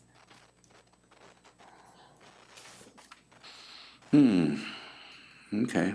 From 12 to 24. I guess that's in your court. Did we put a subcopy under MKMG or anything? I'm sorry, could you just repeat that one more time for me? There was a variance granted in March of 2007 for two 40-square-foot wall signs. And then this is a separate variance in October of 2007 for two proposed wall signs of 24 square feet above the coping of the roof. That's a MKMG. The other ones must Well, be. this one's under, here it says the CRM signs face Right. north and south. 'Cause they were both there at perpendicular one to the time. residences. And the Yes. wall sign request of CRM is in keeping with the other wall signage that has been approved. Yeah. Do they, it sounds like They they're had all both CRM signs up. CRM and MKMG were up at one time on that wall. I don't think I don't both think so. of them were. No. No, they were one at a time. CRM went out. CRM went out, Mount Kisco then came Mount in. Kisco came in. I don't recall ever We seeing. weren't up there together. CRM was not a, CRM not a was an medical- insurance company. right. They went out because they went belly up. They went out of business or something, and then Yeah, Mount but- Kisco came. And are you sure they weren't both there at the same time? I seem to remember that install. Almost, I'm almost positive, Two? but I don't know. And then they came down. I remember we got the call to take CRM down. Right, and that's when Mount Kisco went up, I I believe. think it was already up. And I remember that the ordinance read about the coping. So Mount Kisco went in the same location. As CRM was. Did it come, it didn't come before this board for any variances because it was a replacement? I think they did. Or did they come? For this board. You don't think they did? I don't remember them coming in. Oh, okay, maybe not. I don't, yeah. I don't recall them ever. Maybe that's why I couldn't find it today. Yeah, well, that was before my time, so I'm out of this. Well, then maybe they are. I think that the board should treat, since these seem to be new signs in the same location, it would be reasonable to treat them in the same way that the MKMG signs were treated, but it seems like tonight we don't know what that was. I think those were the 40 square feet each, MKMG. They were big letters. But did you come before this board to put those up? I personally didn't. I know that we got a variance for 2 signs as opposed to 1, because they were within the square footage that was allowed. They were under 100 square feet, but you're only allowed 1 sign. So we came in front of them for 2 signs, for an additional sign, so that they would be on both sides. But we were still at 80, we were still under the 100 square foot that they were allowed. How much of a detriment would it be to the applicant if we took the month to try and find out whether the variances were needed and what was granted to Well, MKMG? I mean, they're opening and, I mean, they're open and they're running. They obviously changed like that. I think people would find them easier going, looking for Well- MKMG because the name is so new. Yeah, it's true. I mean, that's just what they say. They've all, pretty much, people know that they're going there and they know the name has changed now and it's not like a drive-by business, you just stop in. So, I mean, if that's what the board is comfortable with Yeah, I doing mean, for whatever reason. I would be more comfortable if we, let's Yeah. dig into the records, let's find out what. It was the what- 40 square foot What this situation was. MKMG. I know it And was. then we can revisit this next month, so. Mr. Chairman, what about the height where it does say that it's 70 some odd feet above the ground? Does that negate our problem with the height of the new one? If we gave them that, they have it, right? It might, I mean, 74 feet, whoa. Yeah, it's way It's a up four- the top of the building. It's a Right. 4-story It's building. just, it's so just, that's it's four just, Yeah, but- it's just below But the you're air only conditioning. 4-story building. That was a big issue when they wanted to But- develop the property. Wait, how many 4-story buildings are 74 feet high? You know, normally a story is 10 to 12. The floors in between. That's what it is. It's a tall building. Tall glass 74 there. is Yeah. huge. It may be because the I bottom is retail and they need to have a, I between that believe too. there are 5 floors. Yes, all right. In that Remember, building. remember we had to fly the balloon and all that, because it was 5 stories, and That's fine. some opposition was asking how high is 5 stories, and they had to fly the weather balloons and all that. Yeah, I wasn't on the Yeah, board at the time. that was Oh, a you big missed a deal. lot. Okay, Yeah, all it was- right, I think, Can I ask one question? Sure. Did the county respond at all? Did we have a county response? yes, and, no, wait a minute, I don't have anything from the county.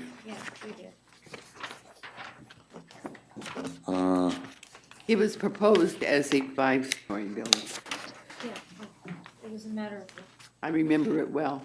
Yeah, Oh, it's been a while. no, I don't have anything Some from the of county. us go back a ways. Yes, we do. Okay. That's interesting. Okay, all right. Could have sworn I saw the cameras that. That's what I thought. Okay, well, And, well, that's one more document we'll chase down.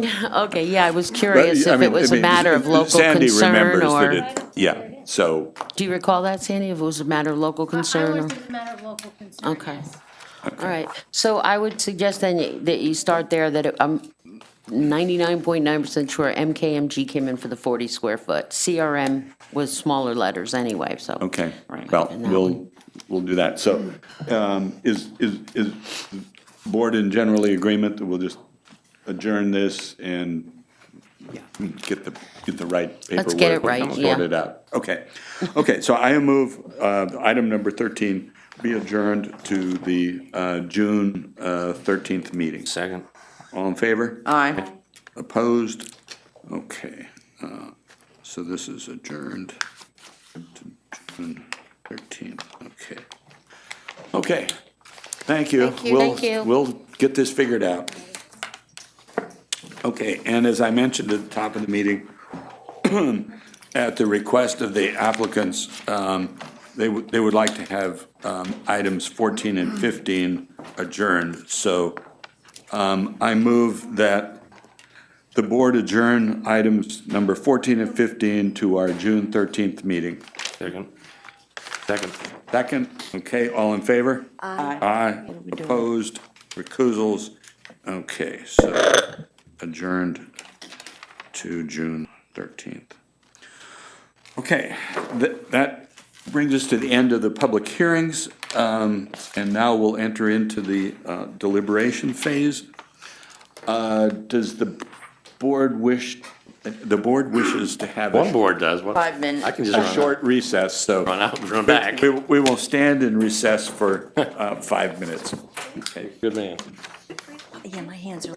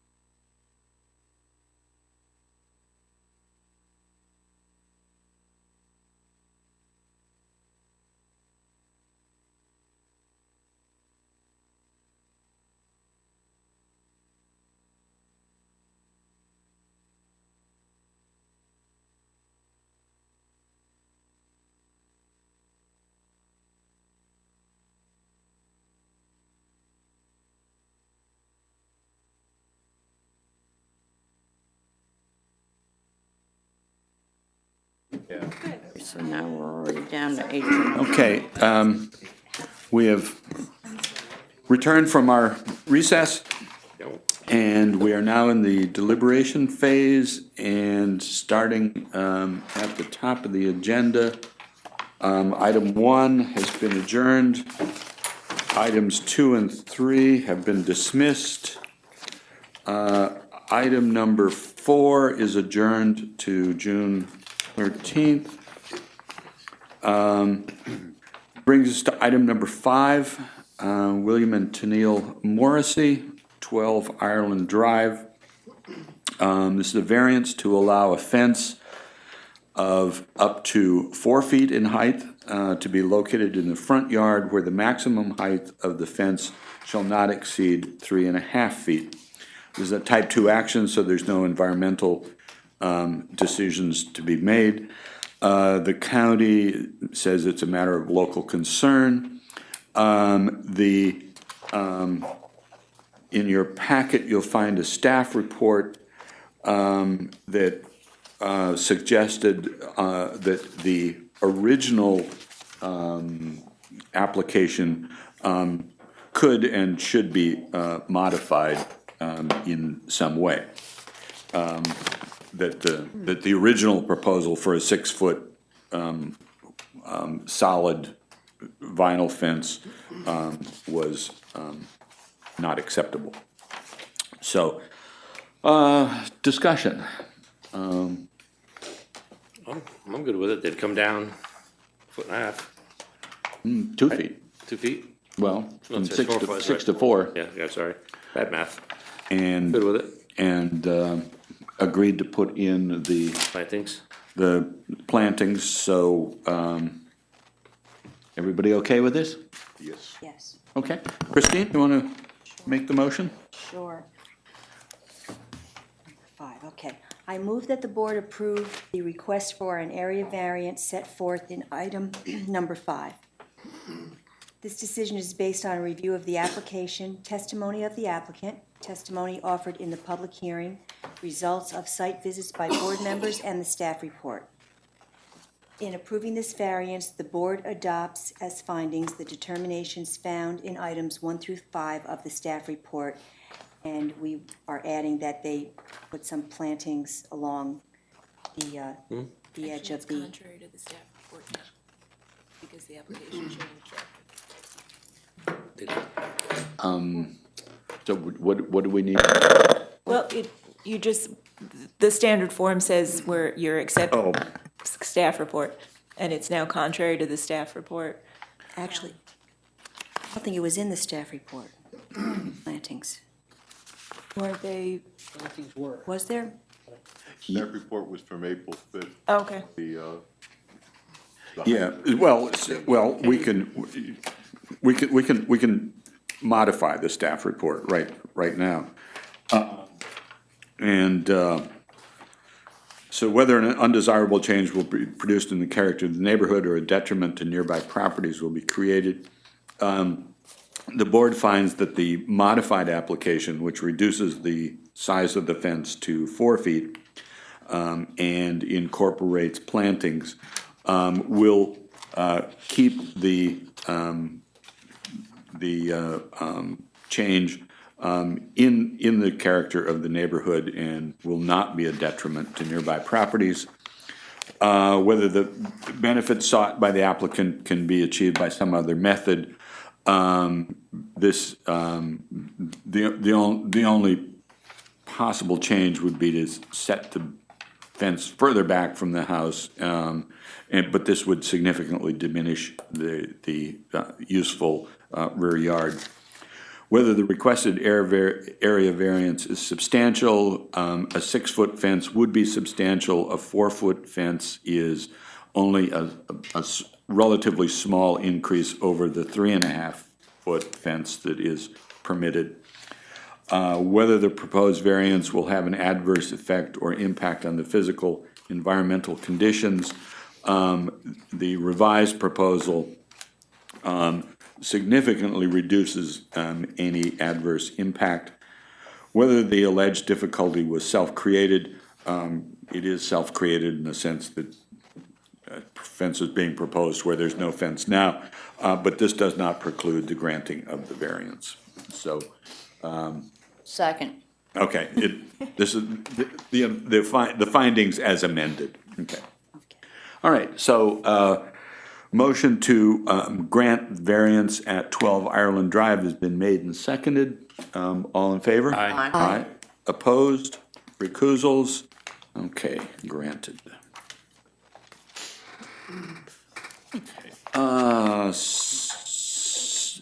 Item 6, 49 Honey Lane, a variance to allow a home addition to be located 10 feet from the side lot line where 20 feet is required. And I just note here that as you're looking at the house, this side lot line is in fact the back of the house because it's on a corner. This is a type 2 action, so there's no environmental determination to be made.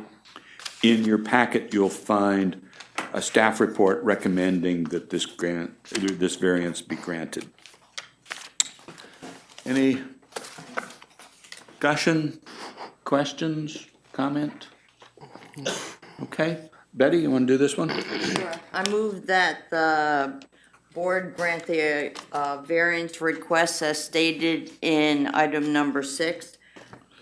This decision is based on a review of the application, the testimony of the applicant, the testimony offered at the public hearing, the results of site visits by board members, and the staff report. In approving this variance, the board adopt as findings the determinations as found in items 1 through 5 of the staff report. Second. Okay. Motion to grant the variance at 49 Honey Lane. There's no further discussion? All in favor? Aye. Aye. Opposed? Recusals? Approved 7-0. Okay. Duchess Facilities Management, 1165 Duchess Turnpike. The first thing we need to do is to approve or to decide on the 2 variances. One, to allow the storage of vehicles within a required front yard setback where storage of vehicles is prohibited. And 2, to allow a fence of up to 6 feet in height to be located in a front yard setback where a fence of no more than 3.5 feet is permitted. This application has received a negative declaration of environmental impact by the planning board, so we don't have to do that. In your packet, you will find a staff report recommending that these be It says up to 6 feet in height. I thought the gentleman, the maximum height I heard them talking about was a fence of 4 feet in height. Did I mishear? That was the other one. It was 6. Okay, I'm sorry. I thought you were talking. There are 2 different fences. One is a security gate, and that is proposed to be 4 feet in height, and that's on the Route 44 side. And then there's a fence on top of the retaining wall, and that, I believe, is 6 feet in spots that, the portions of that fence are in the front yard that require the variance. Okay, thank you. Yeah, okay. I mean, in any case, what we're talking about is a fence that is more than the 3.5 feet that's permitted in the code. Okay, all right. So there's a staff report recommending that both variances be approved. The county, as I read into the record, is recommending that we deny the first of the variances. This is on the storage of vehicles. But they regard the second variance, the height of the fence, as a matter of local concern. So we need to vote on these separately. But for item number 1, we need to specify the reasons why we are not taking the county's advice. So let me start out by just taking the first of these variances. Find my little cheat sheet here. Okay. I move that the board approve the request for variance 1 set forth in item number 7. And just to be clear, this is the variance that allows the storage of vehicles within the front yard. This decision is based on a review of the application, the testimony of the applicant, testimony offered in public hearing, the result of site visits by board members, and the staff report. In approving this variance, the board adopts the findings, as findings, the determinations found in items 1 through 5 of the staff report. Okay. So move. Second. Well, additionally, the storage on this lot seems to be comparatively less than the storage on the adjacent lot. And planning has kind of addressed those issues, so I think that those sort of kind of mitigate against the concerns that the county has about the project. Okay. I would, just add as part of our response to the county that the section of the code that they cite is not a requirement. It's a set of design guidelines. And they are guidelines that the planning board is to apply at their discretion. And the record or the application that we have before us documents the results of the planning board's site review, in which they clearly considered these issues. So, and I would then further say that the site along Route 44 has no other sidewalks. If these were built, they would be sidewalks to nowhere, and that the goal of increasing pedestrian safety and bicycle safety can be achieved by other methods. So that would I think be the response that I would propose. And so if that's okay with folks, but if people want to add or dispute, that's fine. Okay, so there's no further discussion. Then we're voting on the first of the variances, the storage of vehicles within the front yard setback. The motion's been made and seconded. All in favor? Aye. Aye. Opposed? Kuzels? Okay. Approved 7-0, which is more than a majority plus 1. Okay. Going on to the second part, I move that the board approve the request for the second variance set forth in item number 7. This decision is based on review of the application, the testimony of the applicant, testimony offered in the public hearing, the result of site visits by board members, and the staff report. In approving this variance, the board adopts its findings and determinations found in items 1 through 5 of the staff report. So move. Second. Okay. This one, the county regards as a matter of local concern, so that's not an issue. No further discussion. All in favor? Aye. Aye. Opposed? Recusals? Approved 7-0. Okay. Then item number 8, Duchess Facilities Management, 1165 Duchess Turnpike, 1 and 3 Easy Street. A special use permit for the establishment of a motor vehicle sales and service facility in a BH zone. This also has received a negative declaration from the planning board. The county regards this a matter of local concern. In your packet, you'll find a staff report that recommends that this be approved. And in that staff report, you will notice that the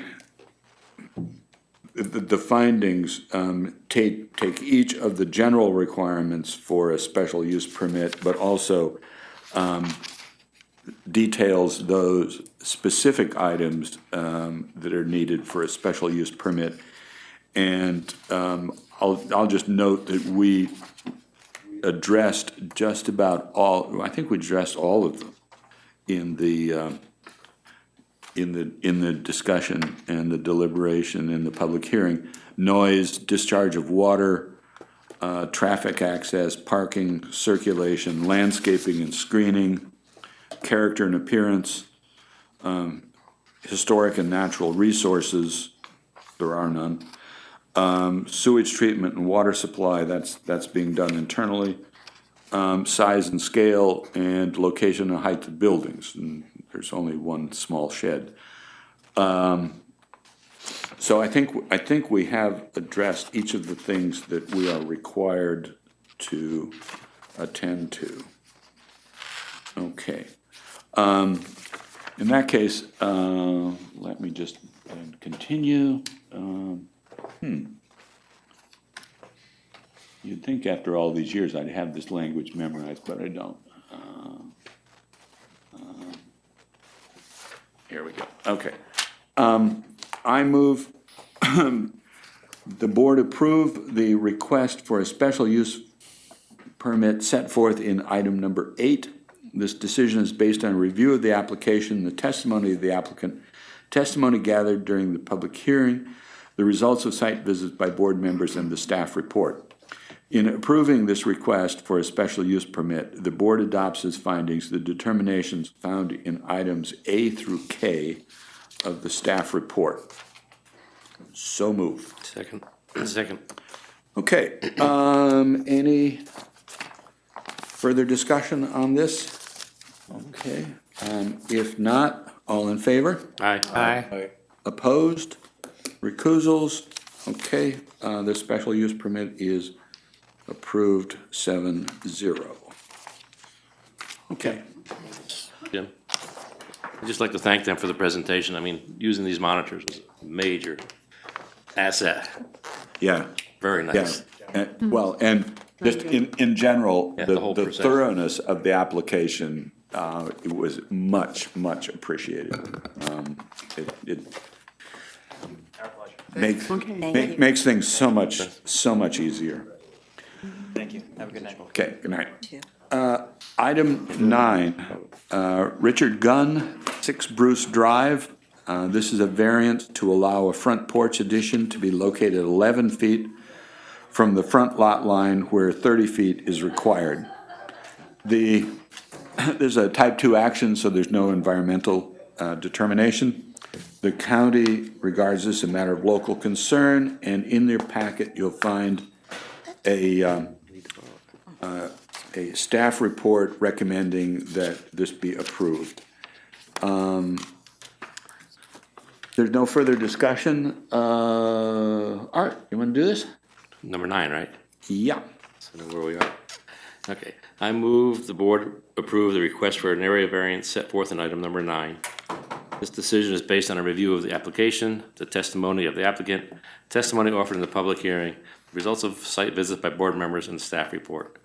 In approving the variance, the board adopts its findings, the determinations found in items 1 through 5 of the staff report, and there are no restrictions, no... Nope.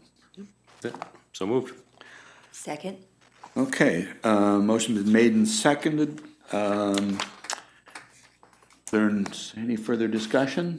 All in favor? Aye. Aye. Opposed? Recusals?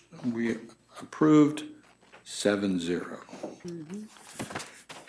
Item 10, Joan and William Quinn, 16 Broadview Road. Variance to allow a deck addition and pool to be located 15 feet from the side lot line where 20 feet is required. It's a type 2 action. There's no comment from the county, and there's a staff report recommending that this variance be approved. Any discussion? Okay. It's only a 5-foot variance. Yeah. Very common. Yep. Larry, you want to do this one?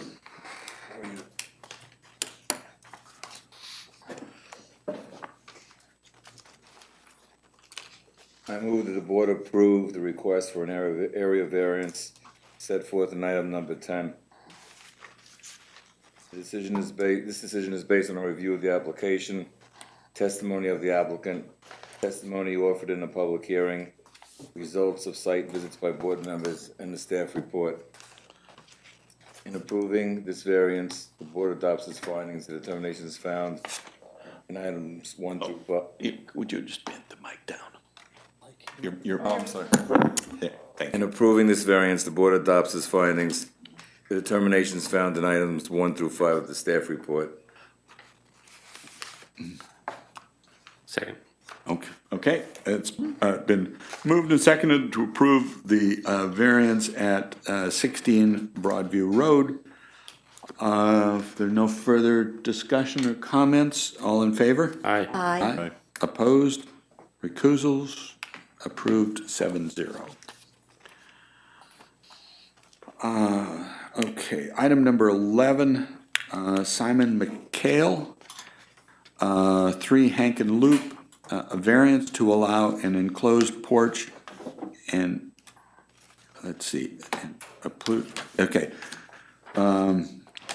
to allow a deck addition to be located 11.2 feet from the side lot line where 20 feet is required. Okay, okay, I guess just to be clear, he's going to demolish an existing enclosed porch and replace it with an open deck. Okay, but it's 11.2 feet from the side lot line. Okay, this is a type 2 action. There's nothing from the county. The staff report recommends that this be approved. So, any questions, comments? Okay, I guess, Tony, it's your turn. I move that the board approve the request for an area variance set forth in item number 11. This decision is based on a review of the application, testimony of the applicant, testimony offered in public hearing, results of site visits by the board members, and the staff report. In approving this variance, the board adopts as findings the determinations found in items 1 through 5 of the staff report. Second.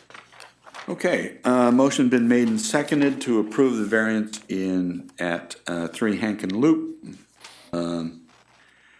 No further discussion. All in favor? Aye. Aye. 7 and opposed and recusal 0, so approved 7-0. Okay, item 12. Camilo Antonini, 19 North Jackson Drive. Variances to allow 1, a deck addition and pool to be located 15 feet from the side lot line where 20 feet is required. And 2, a variance to allow a fence of up to 6 feet in height to be located in a front yard where the maximum height is 3.5 feet. This is a type 2 action. There's nothing from the county, and you have a staff report that recommends that the variance for the pool and the deck should be granted, but that the variance for a 6-foot high fence in the front yards should not be granted. So I think Did we change number 2 because he is actually keeping the fence behind the tree line?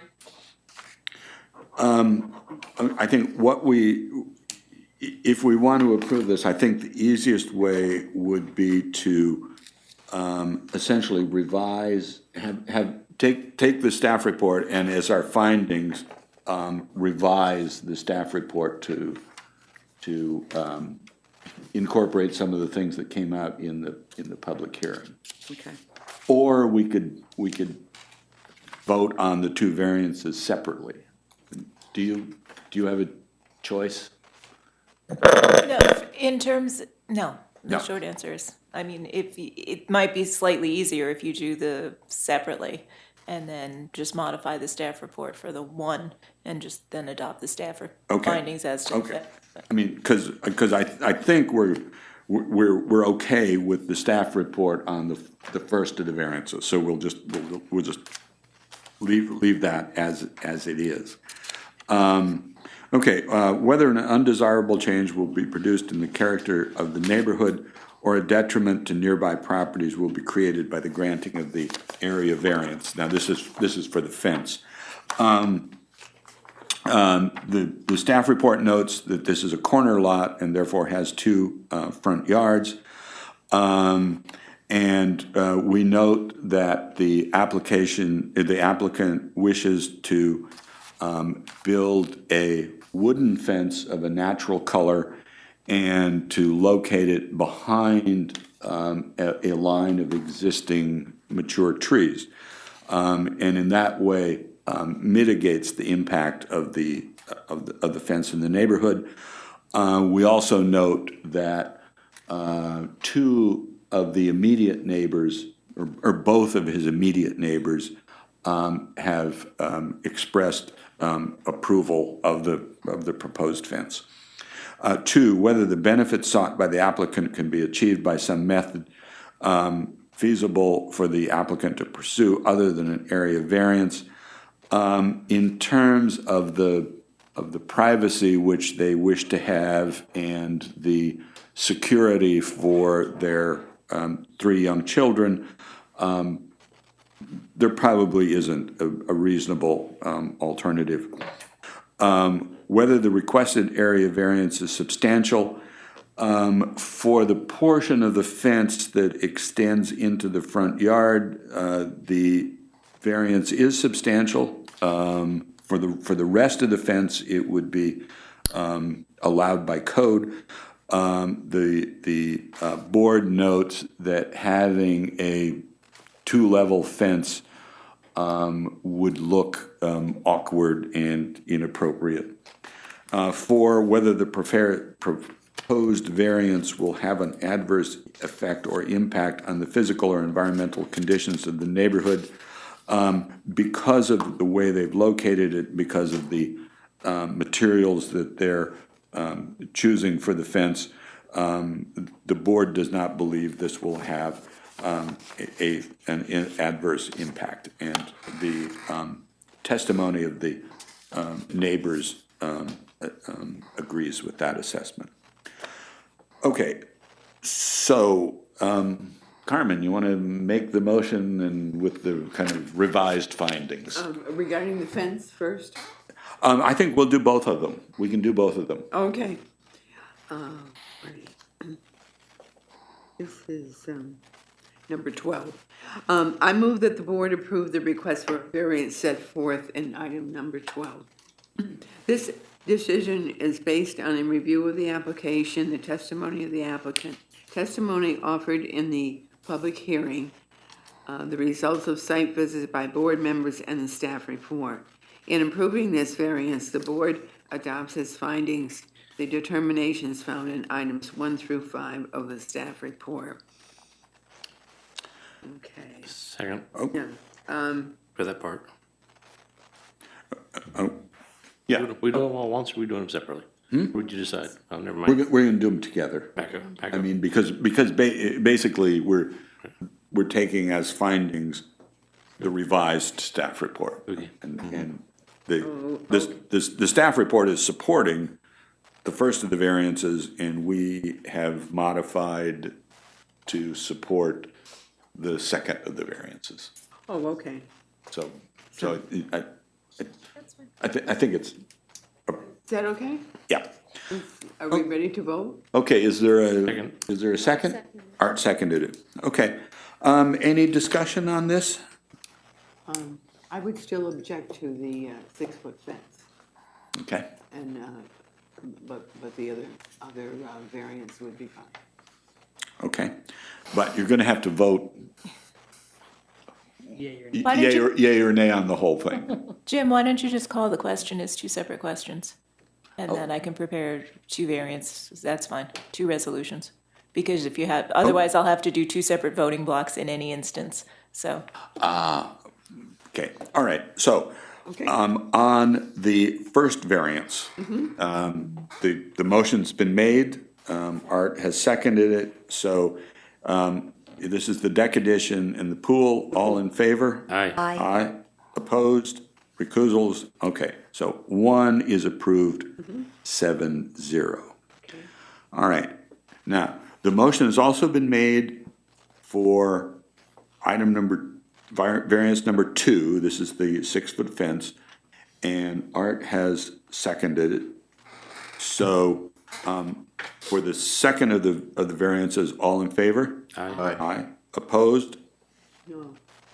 Recusals? Okay. The second variance is approved, 6-1. Okay. Item 13 is adjourned to next month. Items 14 and 15 have also been adjourned to next month. We have before us